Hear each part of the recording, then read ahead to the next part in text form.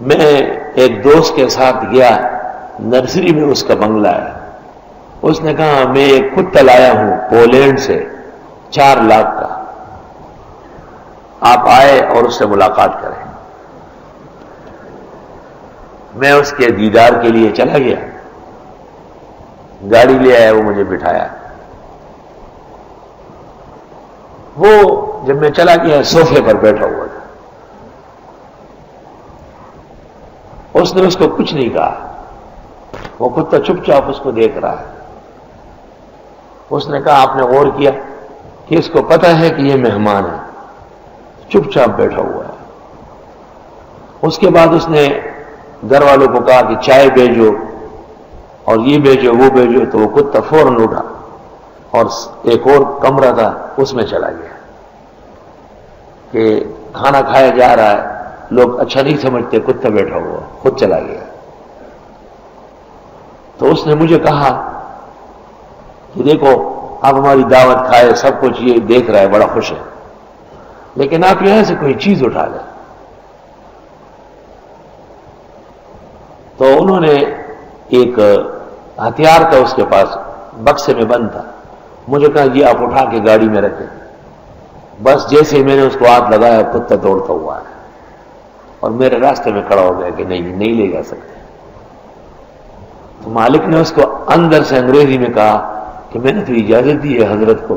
تو دم نیچے کر کے بڑا شرمندہ ہو کے فوراً چلا گیا. آئی سوال. تو میں نے کہا واقعی 4 لاکھ جو ہے یہ تم نے ضائع نہیں کیے ہیں، قیمتی چیز ہے. اس نے کہا یہ 50 چوکیداروں کا اکیلا چوکیدارہ کرے گا. شکاری کتا علم حاصل کر کے اپنے مالک کا وفادار ہو جاتا ہے، اس کا شکار محفوظ رکھتا ہے. ہمارا ایک کتا تھا، تو جب کوئی کہتا تھا کہ اس کو ذرا دوڑاؤ تو ہم کہتے تھے کہ شنو ندانگی، شنو نام تھا اس کا. آج وہ کچھ نہیں کہتا، تو سویا رہتا تھا، دیکھتا رہتا تھا، آنکھیں بند کر لیتا کہ نہیں جانا ہے مجھے. اور جب ہم کہتے ہیں کہ شنو دیکھ رہا ہے تو بس وہ بیٹھ جاتا تھا ادھر ادھر، ایسے زبردست سمجھتا تھا. اور شکاری کتے نے ایک شخص نے چھوڑا تھا شکار پر، جب وہ خرگوش کو پکڑ کے لے آیا تو اس کا مالک چلا گیا تھا. تو ہمارے پاس دیکھتا رہا اور رونے لگا، شکار نیچے رکھ کے رونے لگا کہ مر جائے گا، میرا مالک کہاں ہے. تو ہم نے اس کو کہا کہ ہم اس کو ذبح کرتے ہیں، جب تمہارا مالک آ جائے گا دے دیں گے. خرگوش کو ہم نے ذبح کیا، بسم اللہ اللہ اکبر رکھ لیا. جب اس کا مالک آیا میں نے ساتھیوں سے کہا کہ تم چپ ہو جاؤ. تو وہ کتا کچھ دیر تک دیکھتا رہا. جب ہم نے کچھ نہیں کہا شور ہنگامہ کھڑا کیا کہ میں جو شکار لایا ہوں وہ کیوں نہیں دے رہے اس کو. دیکھو علم کی برکت.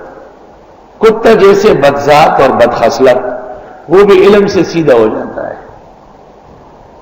تو علم حاصل کر کے جو سیدھا نہ ہو بڑے خطرے کی بات ہے کہ اس پر علم کا اثر ہی نہیں ہوا ہے. کتا شکار مالک کے لیے کرتا ہے اور ناظم اور سفیر اور منتظم چندہ اپنی جیب میں ڈالے تو کتے سے بھی اس کے اخلاق خراب ہے. اچھی طرح سن لو کہ قرآن پڑھ کر اگر تم میں دیانت نہیں رہی تو پھر کس کے ساتھ مشابہ ہو جاؤ گے. سخت خطرہ ہے. یہ کوئی معمولی بات نہیں ہے اسلامی تعلیمات کو نظر انداز کرنا، اس کی سزا بھی بڑی کڑک ہوتی ہے. لیکن ہر کتا شکاری نہیں بن سکتا، وہ کوئی خاص ذات اور نسل ہے.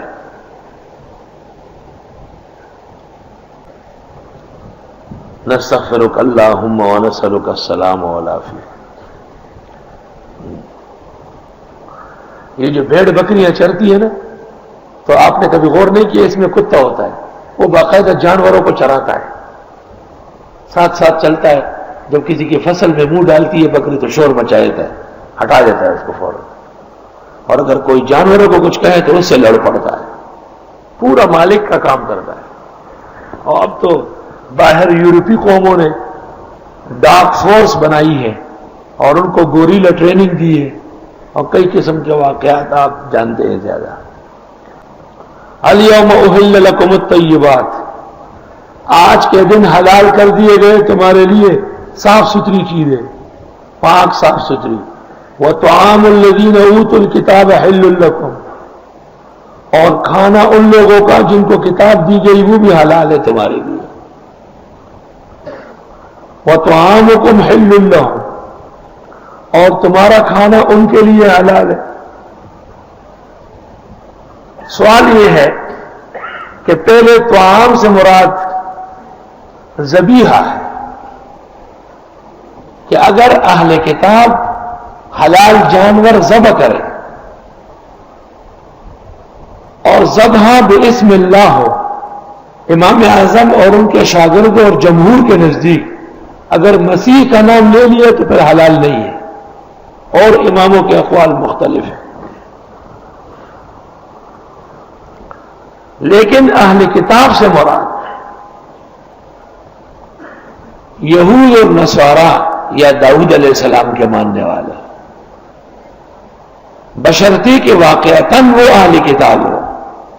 ہمارے زمانے کے کمیونسٹ لا مذہب اور دہریہ جو نہ انجیل جانے نہ عیسیٰ نہ توریت مانے نہ موسیٰ علیہ السلام، یہ اہل کتاب نہیں ہے.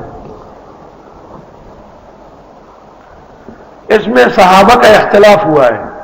عبداللہ ابن عمر نے سورۃ بقرہ کی آیت وَلَا تَنكِحُوا الْمُشْرِكَاتِ اس کو ناسخ کہا ہے، اور وہ کہتے ہیں کہ اب چونکہ اہل کتاب سب کے سب کفار و مشرک ہیں اس لیے ان کا ذبیحہ ناجائز ہے.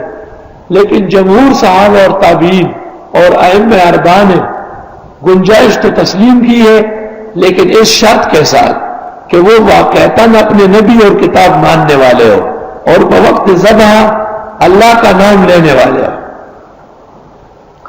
بوقت ذبح خدا کا نام نہ لینے والا مسلمان کا ذبیحہ حلال نہیں ہے تو یہودی عیسائی کا کیسے حلال ہو؟ اور خدا کا شکر ہے کہ یہ مذہب امام ابو حنیفہ اور ان کے شاگردوں کا ہے.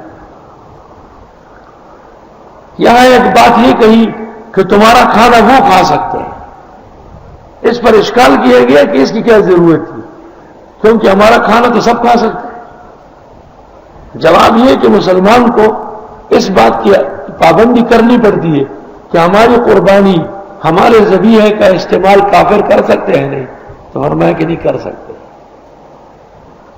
والمحصنات من المؤمنات اور عفیف عورتیں مسلمانوں میں سے وہ بھی نکاح میں لے سکتے ہو. والمحصنات من الذین اوتوا الکتاب من قبلکم اور عفیفیں ان لوگوں کی جن کو کتاب دی گئی تم سے پہلے. اذا آتیتموہن اجورہن جب تم دینے لگے ان کو مہر، محسنین بیوی بنانے والے ہو، غیر مصافحین نہ پانی نکالنے والے ہو، ولا متخذی اخدان اور نہ بنانے والے ہو چوری چپ کے یاروں. ایسا نہ ہو کہ چوری چپ کے یارانہ چل رہا ہو، وہ جائز نہیں ہے، کھل کر نکاح کرنا پڑے گا. کتابیہ یعنی یہودیہ یا نصرانیہ وہ مسلمان کی منکوحہ بن سکتی کیونکہ مسلمان اس کے ذریعے وہاں جائے گا اور اسلام کی تبلیغ کا راستہ بن جائے گا. لیکن ہماری عورت ان کی منکوحہ نہیں بنے گی کیونکہ ان کو اپنے ہاں ہمارے ہاں تبلیغ کرنے کا کوئی حق نہیں. الاسلام یعلو ولا یعلا، اسلام آگے بڑھے گا، اس پر کوئی چڑھائی نہیں کر سکتا.